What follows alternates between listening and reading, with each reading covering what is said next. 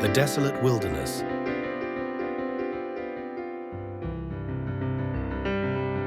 Here begins the chronicle of those memorable circumstances of the year 1620, as recorded by Nathaniel Morton, keeper of the records of Plymouth Colony, based on the account of William Bradford, sometime governor thereof.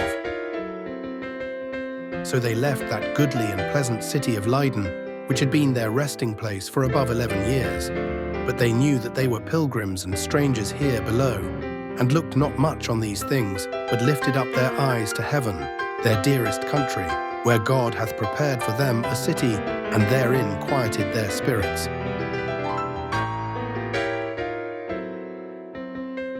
When they came to Delf's haven, they found the ship and all things ready, and such of their friends as could not come with them followed after them, and sundry came from Amsterdam to see them shipped, and to take their leaves of them. One night was spent with little sleep with the most, but with friendly entertainment and Christian discourse, and other real expressions of true Christian love. The next day they went on board, and their friends with them, where truly doleful was the sight of that sad and mournful parting, to hear what sighs and sobs and prayers did sound amongst them, what tears did gush from every eye, and pithy speeches pierced each other's heart. That sundry of the Dutch strangers that stood on the quay as spectators could not refrain from tears. But the tide, which stays for no man, calling them away, that were thus loath to depart, their reverend pastor, falling down on his knees, and they all with him, with watery cheeks, commended them with the most fervent prayers unto the Lord and his blessing. And then with mutual embraces and many tears, they took their leaves one of another, which proved to be the last leave to many of them.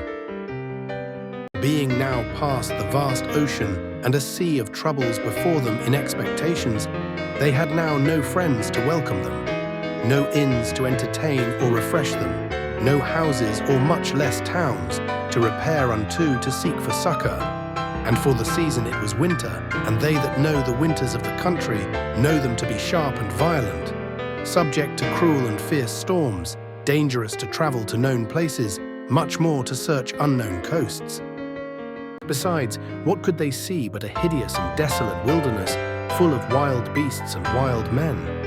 And what multitudes of them there were, they then knew not.